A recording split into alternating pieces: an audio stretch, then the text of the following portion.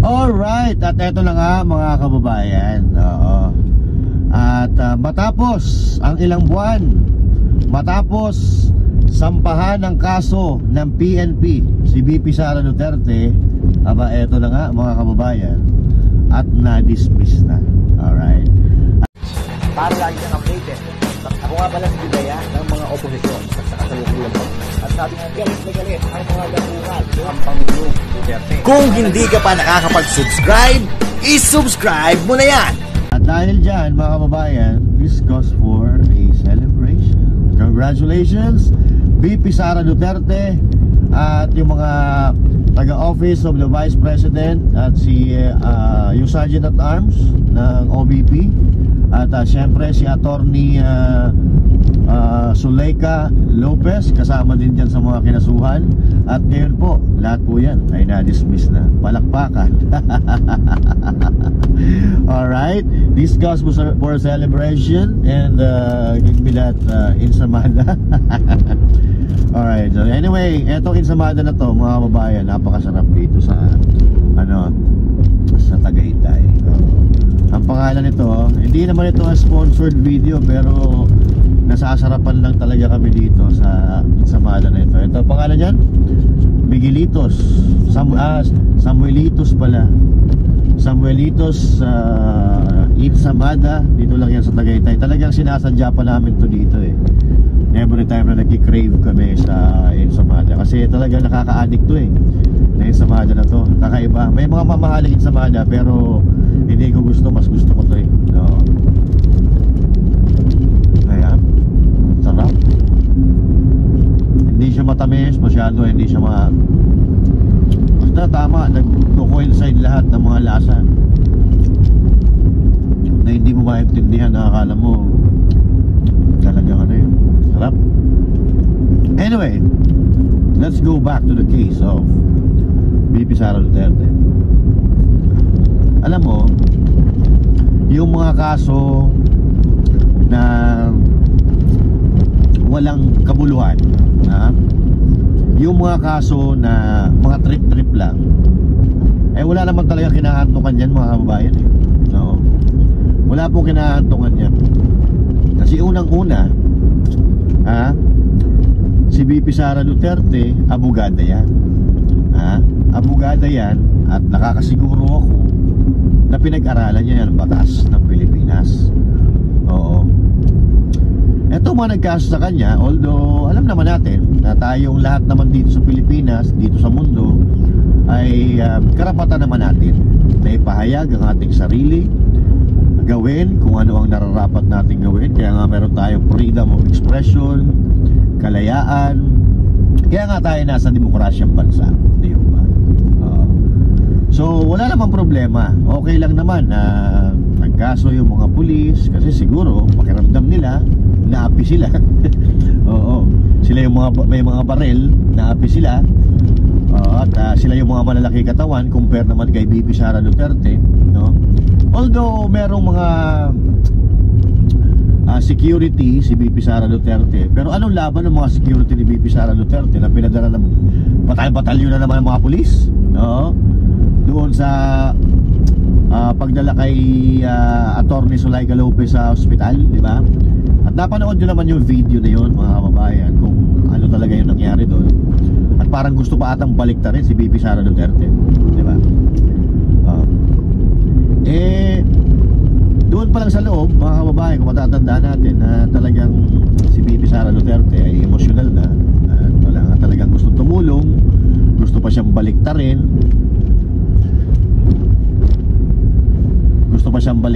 at siya pa yung kinasuhan nga, di ba?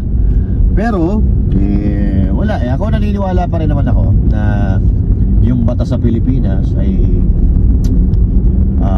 parehas pa rin. Pero ang pinag-uusapan natin dito ay si VP Sara Duterte, no? VP Sara Duterte, Vice President yan ng Pilipinas, no? So Vice President ng Pilipinas, talaga naman na ibig sabihin power din, powerful, no? Pero paano kung yung kinasuhan nila ay mga ordinaryong tao na walang kakayahan kumuha ng magaling na abogado, di ba? Kasi ang labanan dito abogado pagka kinasuhan ka, dapat may kukuha ka ng magaling na abogado. Yung mga level nila Topacio, yan, sino pa mga abogado na ano, yan, sila attorney Bobby Toriol, yan, mga talagang mga dekalibre na mga abogado.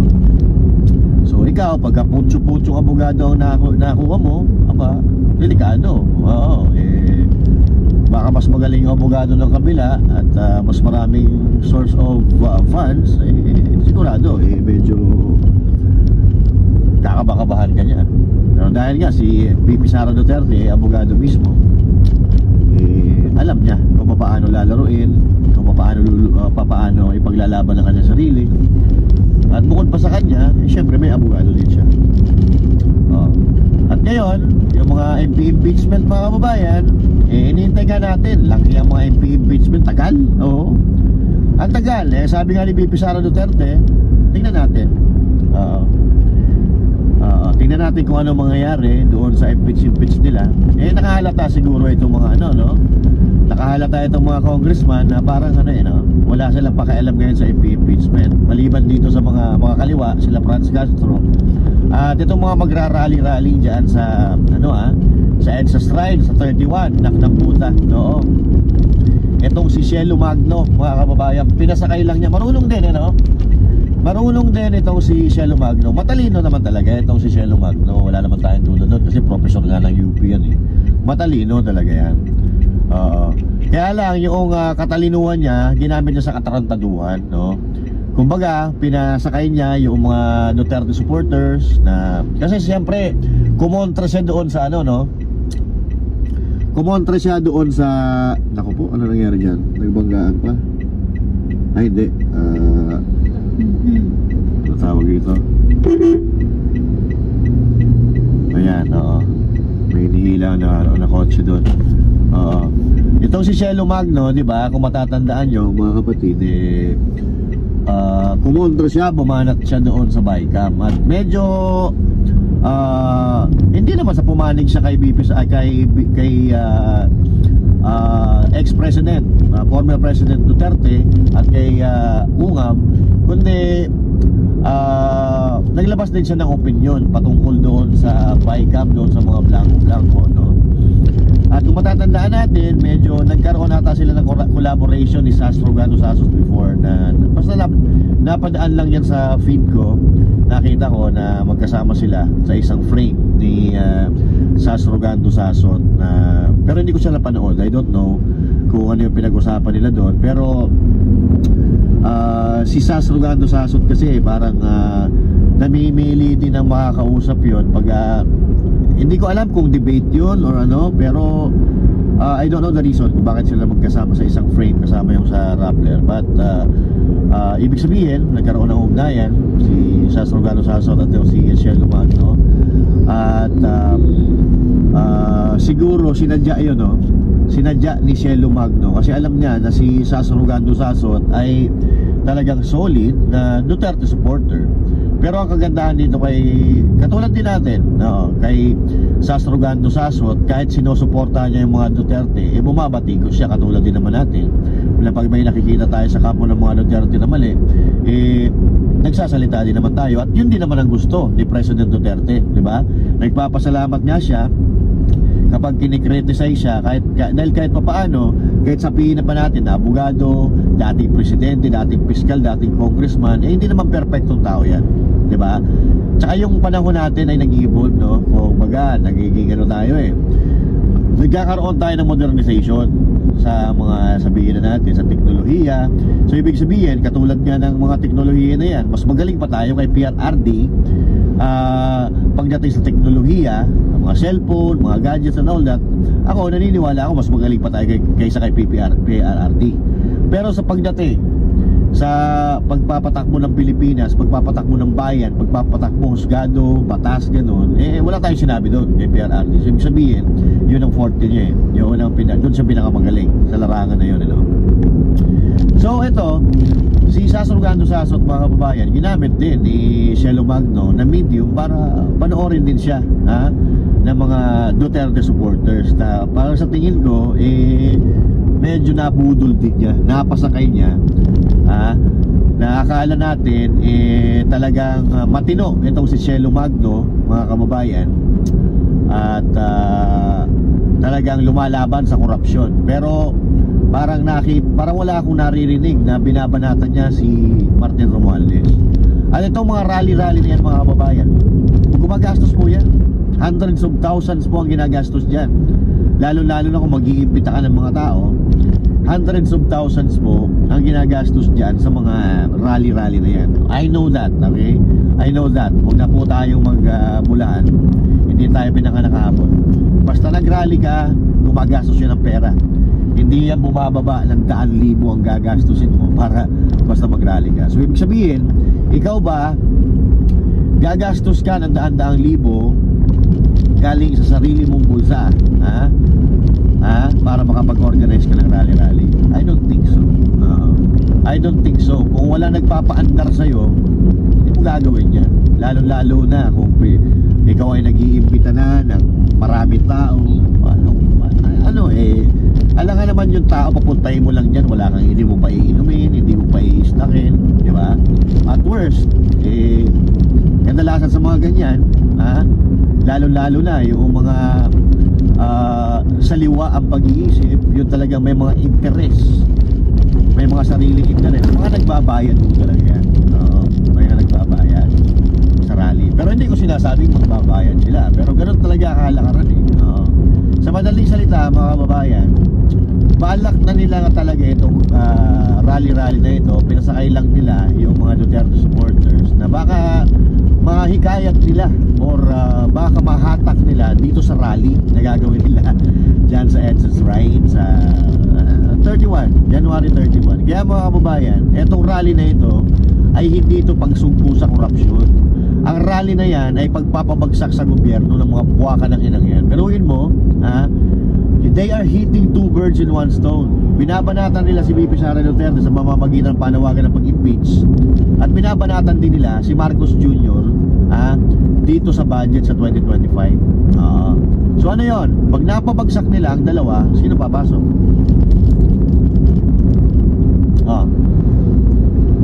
Sino ipapalit nila? Sino ba next in line? Pagkatapos, halimbawa, napatalsik sila si VP Sara Duterte, natanggal nila si Bongbong Marcos, mabagsak nila, sino papalit? Well, it's either the Senate President or the Speaker of the House, Martin Romualdez. Saan palinig ng mga to? Dilaw na dilaw ang mga putangin ng yan, diba? Dilaw na dilaw yan. Kaya sa tingin ko, eto sa tingin ko na naman, at mga sinasabi din ng ibang mga kakilala natin, na ito ay rally talaga ng mga dilawan. Obvious naman. Dilawan, makakaliwa. Kaya huwag kayong pupunta dyan, mga kababayan. Kung kayo ay naniniwala sa mga Duterte, naniniwala kay VP Sara Duterte, at naniniwala doon sa mga tunay na kumukontra at tumutulig sa korupsyon, huwag kayong pupunta dyan. Dahil yung rally na yan ay para lang sa kanilang interest yan. Interest ng mga dilaw. Biruin mo, binabanatan nila Vice President at Presidente. This is the first time na nangyari yan, na they are hitting two birds in one stone. Ano ibig sabihin? Pag napabagsak nila yung dalawa, they can choose. They can choose kung sino iuupo nila dyan, na siyempre yung mahahawa kanila, yung papabursa kanila. Be the judge, mga babae.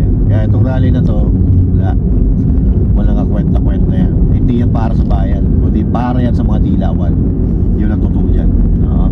At regarding dito, mga kababayan, wala na wala silang mapukol kay VP Sara Duterte. Hindi nila mapatumba or masira si VP Sara Duterte dahil marunong na ang taong bayan.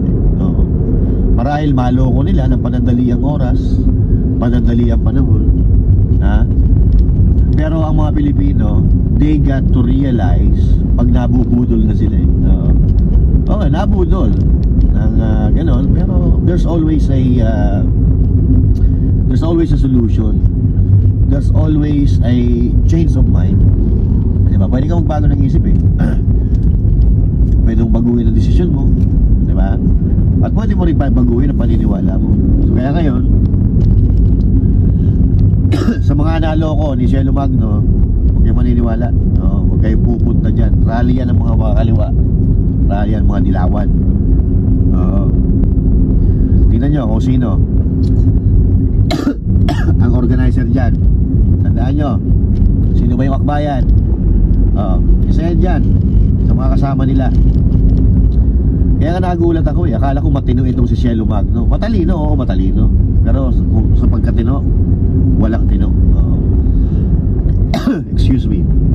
Pero wala, hindi nila kaya patumbayin si VP Sara Duterte. Magtulong-tulong pa kayo. Isama nyo na si Marcos. Tulong-tulong pa kayo. At yun naman ang ginagawa nyo, no? Wala umpisa pa naman. Pero kahit nagtulong-tulong na kayo, hindi nyo nagiba si VP Sara Duterte. At hanggang ngayon, si VP Sara Duterte pa rin ang may pinakamataas na trust rating at pinagkakatiwalaan ng sambayan ng Pilipino. Okay? Try harder, ha? Try harder. Kasi hindi basta-basta magigiba ang tunay na nagsisilbi, ha? At may malasakit sa ating bansa. Yan, okay? So once again, this is Master Judes and thank you. God bless you all and God be the glory. Maraming salamat po sa inyo lahat. Bye-bye.